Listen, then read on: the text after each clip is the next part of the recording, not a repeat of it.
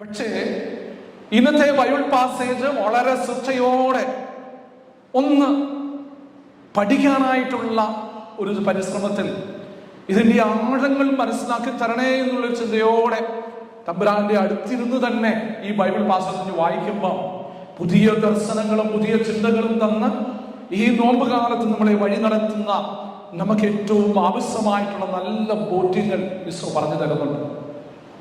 ഈ നിലത്തെഴുത്ത് എന്നുള്ള ആ ഒറ്റ വാക്ക് തന്നെ വേണമെങ്കിൽ ഒരു ഇന്റർവൽ, ഒരു ഇടവേള, നിശബ്ദതയുടെ ഇടവേള എന്ന് വേണേ പറയാം.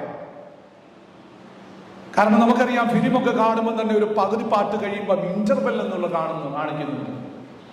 ഈശോ ഈ ഒരു ക്രിട്ടിക്കൽ സിറ്റുവേഷൻ ഫേസ് ചെയ്യുന്ന ആ സാഹചര്യത്തിൽ അവരുടെ ചോദ്യത്തിന് ഉത്തരം കുനിഞ്ഞിരുന്ന് നിലത്ത് എഴുതുന്ന ആ സമയം അത് ഒരു ഇന്റർവെൽ ആയിരുന്നു, ഒരു നിശബ്ദതയായിരുന്നു എന്ന് നമുക്ക് കാണാനായിട്ട് സാധിക്കും.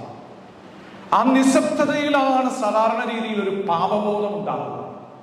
നമുക്കറിയാം, ഈശോ കുനിഞ്ഞ് എഴുതിക്കൊണ്ടിരിക്കുന്ന സമയത്ത്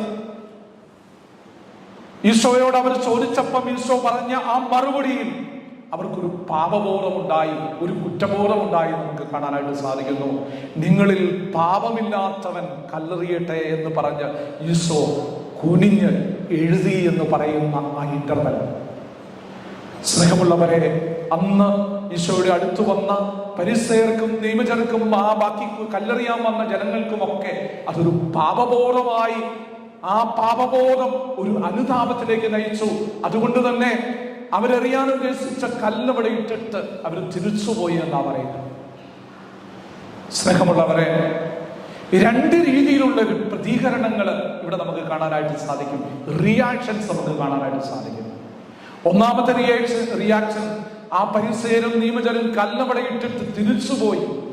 പാപബോധം അവരുടെ ഉള്ളിലുണ്ടായപ്പം ഞങ്ങൾ ചെയ്യുന്നത് തെറ്റാണ് എന്നുള്ള ആ വലിയ ചിന്ത വന്നപ്പം, നിങ്ങളിൽ പാപമില്ലാത്തവൻ കല്ലെറിയട്ടെ എന്ന് പറഞ്ഞപ്പം കല്ലവിടെ ഇട്ടിട്ട് ഉടനെ തന്നെ പാപബോധത്താൽ അവർ തിരിച്ചുപോയി.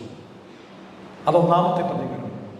രണ്ടാമത്തെ പ്രതികരണം നമുക്കറിയാം, ഏറ്റവും ആദ്യം പാപബോധം വന്നത് വ്യഭിചാരത്തിൽ പിടിക്കപ്പെട്ട ആ സ്ത്രീയിലായിരിക്കാം. ഉടനെ തന്നെ നമുക്കറിയാം, ബാക്കിയുള്ളവരൊക്കെ വിട്ടുപോയെങ്കിൽ തന്നെ ആ സ്ത്രീ അവിടെ നിന്നു.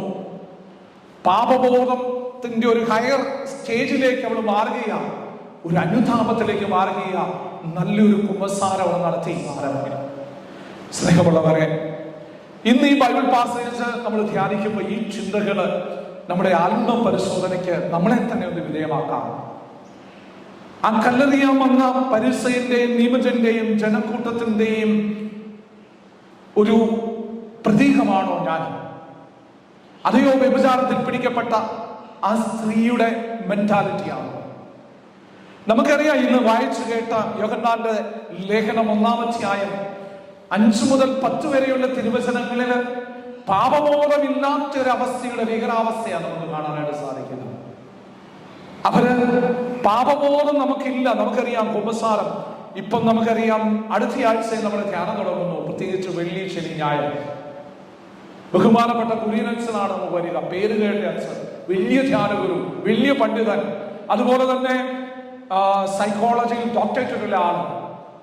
നമ്മുടെ സാഹചര്യവുമായി ബന്ധപ്പെട്ട് നമുക്ക് ആവശ്യമായിട്ടുള്ള എല്ലാ കാര്യങ്ങളും നമ്മുടേതായ ആത്മീയമായി വളരാനായിട്ട് നമ്മളെ സഹായിക്കുന്ന തമ്പുരാന്റെ വലിയൊരു കൃപയായി അച്ഛൻ ഇങ്ങോട്ട് വരുമ്പം ഈ ഒരു ചിന്ത, ഒരു എക്സാമിനേഷൻ ഓഫ് കോൺഷ്യൻസ്, പ്രത്യേകിച്ച് എല്ലാ വർഷവും നോമ്പുകാലത്ത് നടക്കുന്ന ഒരു റിട്രീറ്റായി മാത്രം ഇതിനെ കണ്ടാൽ, ഞാൻ അധികം പാവമൊന്നും ചെയ്തിട്ടൊന്നും ഇല്ല എന്ന പാപബോധമില്ലായ്മ നമ്മുടെ ജീവിതം വന്നു കഴിഞ്ഞാൽ നമ്മളെ തന്നെ വഞ്ചിതരാക്കുകയാണ്, അല്ലെങ്കിൽ നമ്മളെ തന്നെ നുണയന്മാരാക്കുകയാണ് ചെയ്യുന്നത് നമുക്ക് കാണാനായിട്ട് സാധിക്കും. അതുപോലെ തന്നെ ഒരു മനുഷ്യനെ നമ്മൾ പ്രത്യേകം ഇല്ലാതാക്കുകയാണ് എന്ന് വേണേൽ നമുക്ക് പറയാം.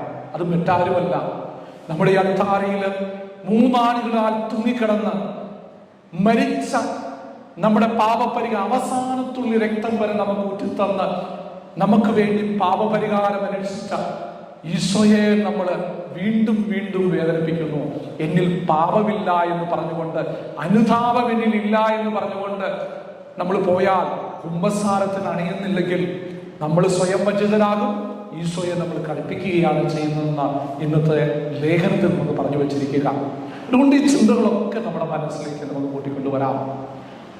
നമുക്കറിയാം, ഈശോ കുനിഞ്ഞ് നിലത്തെഴുതി എന്ന് പറയുമ്പം ഒരു നിശബ്ദതയുടെ ഇന്റർവെല്ലായി നമുക്കിത് പറഞ്ഞു തരുന്നുണ്ടെങ്കിൽ, ഈശോയുടെ പ്രസൻസ് ഉള്ള ഈ ദേവാലയത്തിൽ വന്ന് പരിശുദ്ധ കുർബാനയിൽ ആത്മാർത്ഥമായി പങ്കെടുക്കുമ്പോൾ തീർച്ചയായും ആ ഈശോയുടെ പ്രസൻസിൽ, ആ വിശുദ്ധിയുടെ മുമ്പിൽ എന്നിലും പാപബോധം ഉണ്ടാകും. അപ്പോഴാണ് എന്നെ അടുത്ത സ്റ്റേജിലേക്ക് നയിക്കുക, നല്ലൊരു കുമ്പസാരത്തിലേക്ക്. അതുകൊണ്ട് ഈശോയുടെ ഈ പ്രസൻസ് ഈശോ എന്നെ സ്നേഹിക്കുന്നു. അതുകൊണ്ട് പേര് ചൊല്ലി എന്നെ വിളിച്ചിരിക്കുന്നു.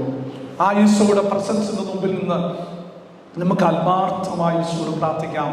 പാപബോധവും പശ്ചാത്താപവും ഈശോയെ എനിക്ക് തരണേ. ഈ അനുതാപത്തിന്റെ ഒരു സ്പിരിറ്റ് നീ തന്ന്, ഞാനായിരിക്കുന്ന എൻ്റെ സാഹചര്യങ്ങൾ, എൻ്റെ സൂക്ഷിച്ച് ഏൽപ്പിക്കപ്പെട്ടിരിക്കുന്ന എല്ലാവരെയും വിശ്വാസം നയിക്കാൻ ഈശോയെ കൃപ തരണേ എന്ന് പ്രത്യേകം നമുക്കൊന്ന് പ്രാർത്ഥിക്കാം. നമുക്കറിയാം, വളരെ നെഗറ്റീവായിട്ട് പോകുന്ന പല രീതിയിലുള്ള സാക്ഷ്യങ്ങൾ നമ്മുടെ ജീവിതത്തിൽ ഉണ്ടാകാം.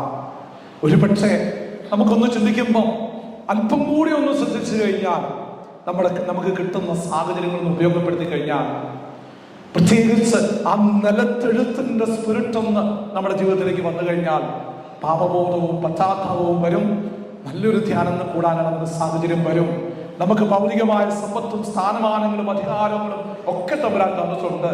പക്ഷേ നമുക്കറിയാം, ഏതെങ്കിലും രീതിയിൽ ആ സ്ഥാനമാനത്തിനും അധികാരത്തിനും സ്വത്തിനും ഒക്കെ 1-ാം സ്ഥാനം കൊടുത്ത് തമ്പുരാന് 2-ാം സ്ഥാനം കൊടുത്താൽ ഒരു പക്ഷേ പരീക്ഷന്റെയും നിയമജന്റെയും അവസ്ഥയായിരിക്കും എന്നിൽ എന്നുള്ള വലിയ ചിന്തയാവുള്ളത്. അതുകൊണ്ട് പാപബോധം നമുക്കുണ്ടാകണം. പാപബോധം ഉണ്ടാകുമ്പോൾ അനുതാപം ഉണ്ടാകും.